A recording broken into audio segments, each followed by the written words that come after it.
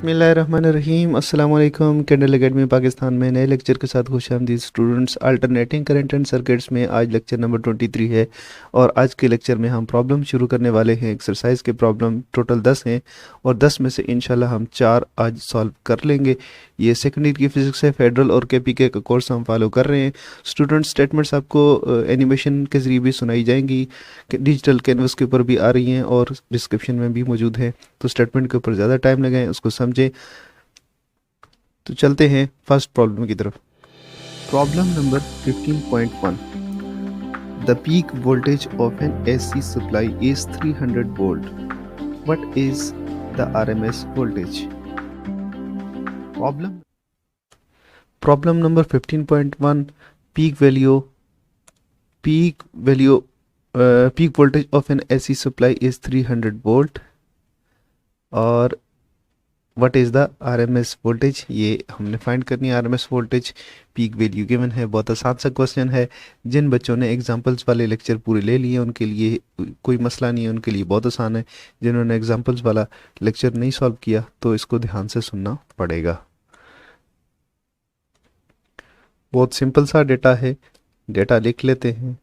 आपको गिवन है we maximum voltage जो आपके पास सप्लाई की हैं वो 300 वोल्ट्स हैं। आरएमएस आपने फाइंड करने हैं क्या है, और जस्ट आपने यहाँ पे एक फार्मूला लगाना है जो कि क्या है, आरएमएस का फार्मूला है। किसके बराबर होता है?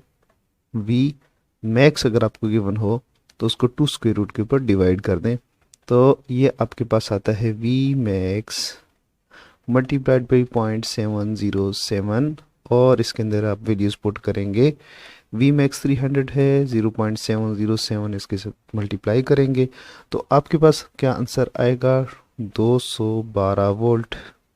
212 और ये अशारिया 1 यानी 212.1 वोल्ट आपके पास क्या आएगी? आरएमएस वैल्यू आएगी। तो ये फार्मूला आपने याद रखना है। बहुत सिंपल सा क्वेश्चन था। चलते हैं नेक्स्ट की तरफ। Number 15.2। The RMS value of current in an AC circuit is 10 amps. What is the peak current? Problem 15.2। RMS value of alternating of an AC circuit is 10 ampere. अब current की given है RMS value और find क्या करनी है? What is the peak current. तो peak current find करना है। 10 एम्पेयर इसकी आरएमएस वैल्यू है। तो अगेन ये उसी तरह से सॉल्व होगा। डेटा इसका लिख लेते हैं। आपको गिवन है आईआरएमएस और ये कितना है? 10 एम्पेयर्स, 10 एम्प्स। और आपने फाइंड करना है मैक्सिमम आई मैक्स। और आई मैक्स आपको कहाँ से मिलने वाला है? आई मैक्स आरएमएस वाला फार्मूला क्या होता है? I max upon 2 square root. और आई मैक्स आपने फाइंड करना है, 2 स्क्वायर रूट को उस तरफ ले जाएं तो आपके पास क्या बनेगा? I max is equal to IRMS multiplied by 2 square root. तो आई मैक्स क्या होगा? आई मैक्स होगा RMS 10 एम्पेयर्स, 10 एम्प्स और मल्टीप्लाई करेंगे 1.4 1 के साथ तो क्या आंसर आएगा? 14.1 एम्प्स। 14.1 एम्प्स। तो ये आपका हो गया आंसर। इसको सर्कल बंद कर देते हैं। तो वही है, बिल्कुल सेम वही फार्मूला हमने इस्तेमाल की है। आप वोल्टेज के लिए भी और करंट के लिए भी सेम ही है, कोई फ़र्क नहीं है। बस आपने फार्मूला यूज़ करना है और आंसर आपके पास आ जाएगा। वैसे इस तरह के क्वेश्चन आपके लॉन्ग में नहीं आएंगे, ये ऑब्जेक्टिव टाइप क्वेश्चन में आ सकते हैं। 15.3। The AC voltage across a 0.5 microfarad capacitor is 16 sin 2 to the power 3t volts. Find A. The capacitive reactance. B. the peak value of current through the capacitor. Problem 15.3 है ऐसी voltage across ए point English में लिखा गया था। बहरहाल 0.5 microfarad capacitor is ये 0.5 microfarad capacitor दिया हुआ है, इसका हाईलाइट कर देते हैं। इज वोल्टेज कैपेसिटर के क्रॉस कितने हैं 16 sign 2 into 10 to power 3t, ये वोल्टेजेस हैं। फाइंड क्या करना है, कैपेसिटिव रिएक्टेंस फाइंड करनी है और पीक वैल्यू ऑफ करंट इस कैपेसिटर के थ्रू फाइंड करनी है। डेटा नोट कर लेते हैं, बहुत सिंपल सा डेटा है, अभी तक प्रॉब्लम्स बहुत सिंपल जा रहे हैं। सबसे पहले है कैपेसिटर C, कैपेसिटेंस जो है 0.5 10 टू पावर माइक्रो में है तो -6 फेरेड्स हो जाएगा। इसके बाद आपको वोल्टेज गिवन है, वोल्टेज की इक्वेशन है ऐसी 16 sign 2 into 10 to power 3t और फाइंड क्या करना है, कैपेसिटिव रिएक्टेंस XC आपने फाइंड करना है और peak value of the current I max आपने फाइंड करना है। तो सबसे पहले स्टूडेंट्स हम जो वोल्टेज की गिवन इक्वेशन है उसको जनरल इक्वेशन के साथ कंपेयर करेंगे और मज़ीद डेटा उससे अखज़ करेंगे। तो जनरल इक्वेशन होती है V RMS V instantaneous is equal to V max sine omega t, ये है। तो अभी इस इक्वेशन के मुताबिक आप इसको कंपेयर करें इस इक्वेशन से, तो जो V मैक्स है वो कितना है, V मैक्स आपको गिवन है 16 वोल्ट, ये V मैक्स है। और ओमेगा आपको कितना गिवन है, omega is equal to 2 into 10 to power 3 radian पर सेकंड। तो इस तरह से अगर आपके पास वोल्टेज की इक्वेशन या करंट की इक्वेशन इस फॉर्म में दी हुई हो, जो ऐसी की इक्वेशन होती है ऐसी क्वांटिटी की, तो उससे आप मजीद डाटा अखज़ कर सकते हैं इस तरह से।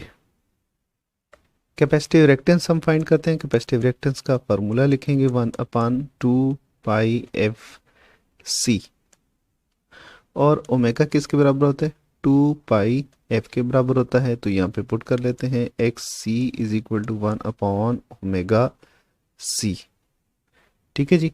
तो ओमेगा भी है हमारे पास, C भी है, दोनों पुट करेंगे तो कैपेसिटिव रिएक्टेंस आपके पास आ जाएगी 1/2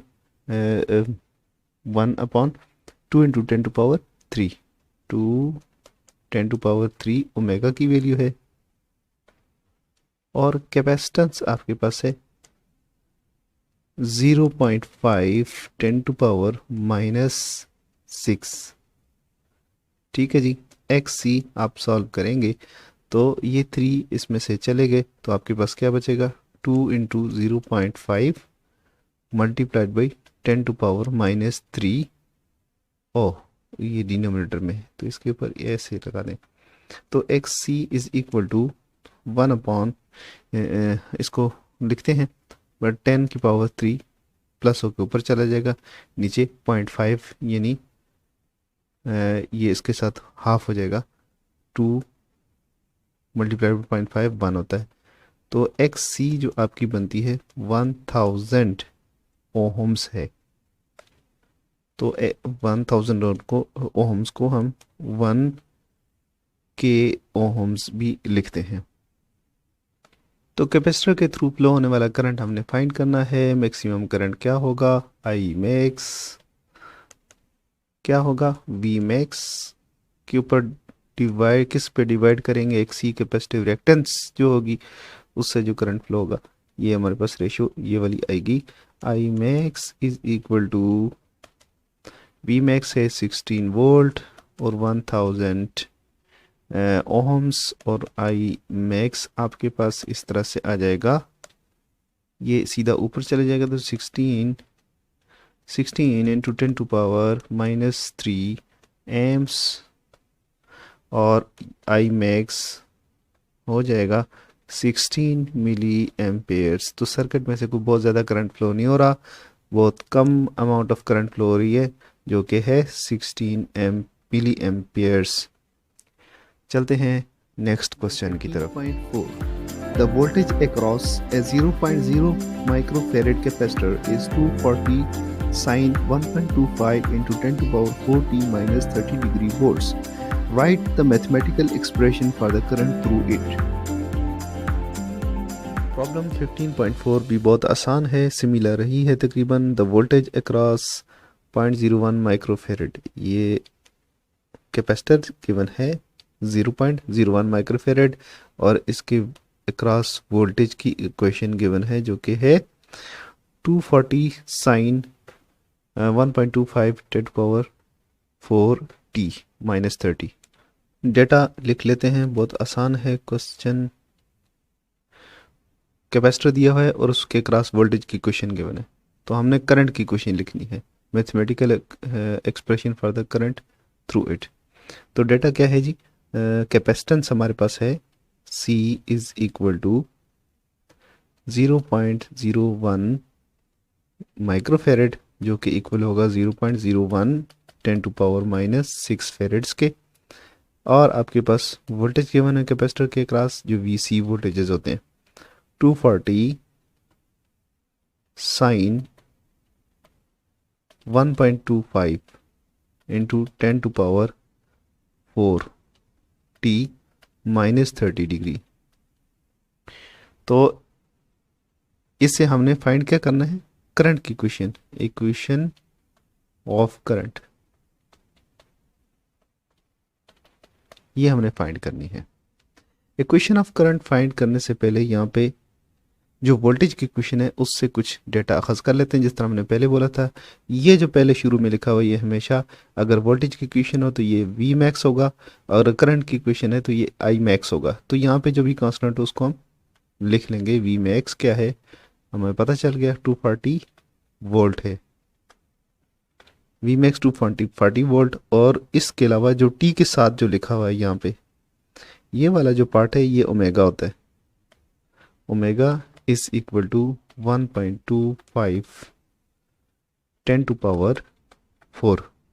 बाकी कुछ लिखने की ज़रूरत आपको नहीं है, ये फेज डिफरेंस लिखा हुआ है, इसका करंट के साथ का फेज डिफरेंस आ रहा है। बहरहाल ये इक्वेशन है तो हम लिखते हैं करंट की इक्वेशन। सही है, वोल्टेज की इक्वेशन थी ये। अब हमने करंट की इक्वेशन फाइंड करनी है तो पहले लिख लेते हैं यहाँ पे करंट की इक्वेशन क्या है, हमें क्या क्या चीज़ें चाहिए होंगी। आई मैक्स यहाँ पे होगा साइन ओमेगा टी, और कैपेसिटर का करंट क्या होता है, वोल्टेज से लीड कर रहा होता है। तो वोल्टेज की इक्वेशन हमारे पास मौजूद है, लिहाजा यहाँ पे हम 90 डिग्री यहाँ उसको लिखेंगे कि ये वोल्टेज से आगे है, लीड कर रहा है। इस तरह से ये अगर वोल्टेज यहाँ पे हो तो करंट यहाँ पे होगा, 90 डिग्री का फेस शिफ्ट होगा उसके अंदर। ठीक है जी। अब इसमें हमें करंट चाहिए जो कि आई मैक्स होता है, और करंट के लिए हमें क्या चाहिए, वोल्टेज और कैपेसिटिव रिएक्टेंस चाहिए। दोनों का रेशो हम निकालेंगे, करंट आ जाएगा। तो कैपेसिटिव रिएक्टेंस सॉल्व करनी है क्योंकि वोल्टेज हमारे पास वी मैक्स मौजूद है। वी मैक्स के ऊपर कैपेसिटिव रिएक्टेंस को डिवाइड करेंगे। कैपेसिटिव रिएक्टेंस का फार्मूला क्या होता है, कैपेसिटिव रिएक्टेंस का फार्मूला हम लिख लेते हैं, X C is equal to 1/2πfc। तो 2πfc ओमेगा के बराबर है, तो ये बन जाएगा 1/ω/c। पिछले क्वेश्चन में भी ऐसे हुआ था, यहाँ भी। तो हम इसी स्टेप में इसी लाइन में हम इसके अंदर वैल्यूज़ पुट कर देते हैं। हमारे पास ओमेगा भी है और कैपेसिटेंस भी है 1/। अब यहाँ पे ओमेगा की वैल्यू आपने पुट करनी है जो कि आपको गिवन है, कितनी है जी, 1.25 इंटू 10 टू पावर 4 ओमेगा की वैल्यू है। और कैपेसिटर की जो वैल्यू गिवन है 0.05 माइक्रोफेरेड, सॉरी यह है 0.01 माइक्रोफेरेड है, तो 10 टू पावर -6 होगा। तो इसको अभी सॉल्व करना है, कैपेसिटिव रिएक्टेंस आ जाएगी तो सारा मसला हल हो जाएगा। X C is equal to 1 upon ये 10 टू पावर 4 10 टू पावर -6, तो बचा क्या 10 टू पावर -2 और 10 टू पावर -2 ऊपर चला जाएगा, तो हम यहाँ लिख लेते हैं 10 टू पावर 2 हो जाएगा। नीचे क्या बचा, नीचे बचेगा 1.25 इंटू 0.01। तो इसका आंसर होगा XC is equal to 10 to power 2 upon 0.0125। तो ये बनेगा, इसको आप डिवाइड करेंगे तो इसका आंसर आएगा 8000 ओहम्स, यानी ये है 8 किलो ओम XC है। अब आपके पास आई मैक्स फाइंड करना आसान है क्योंकि ओमेगा है, टी है, ये चीज़ें आपके पास मौजूद हैं। तो आई मैक्स किसके बराबर होगा, आई मैक्स आपने फाइंड करना है, वी मैक्स को डिवाइड करना है किसके ऊपर, XC के ऊपर। वी मैक्स आपके पास गिवन है 240 और ये है 8000, तो ये बनता है दोनों का, आप डिवाइड करें तो 0.03 एम्प्स बनता है। और आप इसको अगर इस तरफ शिफ्ट करें पॉइंट को तो 3 इंटू 10 टू पावर -2 एम्पियर्स होगा। इस तरह से हमारे पास आई मैक्स कितना आ जाएगा, I max is equal to 3 into 10 to power -2 amps. और इसके अलावा इसको हम ए ही लिखते हैं। यहाँ हम वोल्टेज की इक्वेशन दोबारा लिखते हैं। वोल्टेज की इक्वेशन जो हमें क्वेश्चन में गिवन है वो है वी मैक्स यानी 240 है, तो 240 sine 1.25 10 to power 4t -30 degree है। अब करंट की इक्वेशन आपके पास क्या होगी, करंट की इक्वेशन जो है इसमें करंट की इक्वेशन में ये वाला पोर्शन सारा यही होगा, साथ में प्लस 90 डिग्री का हम ऐड करेंगे। 90 डिग्री आउट ऑफ फेज होता है करंट, इसे 90 डिग्री लीड कर रहा होता है, तो ये वाली सारी टर्म वैसी की वैसी रहेगी, उसमें सिर्फ हम 90 डिग्री का एडिशन कर देंगे क्योंकि 90 डिग्री इससे आउट होगा करंट। तो इसको जहाँ पे ये 240 लिखा हुआ है वहाँ पे आई मैक्स लिखेंगे जो हमारे पास यहाँ पे मौजूद है। तो क्या हो जाएगा, करंट की इक्वेशन होगी I is equal to,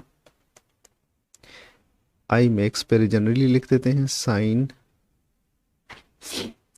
omega T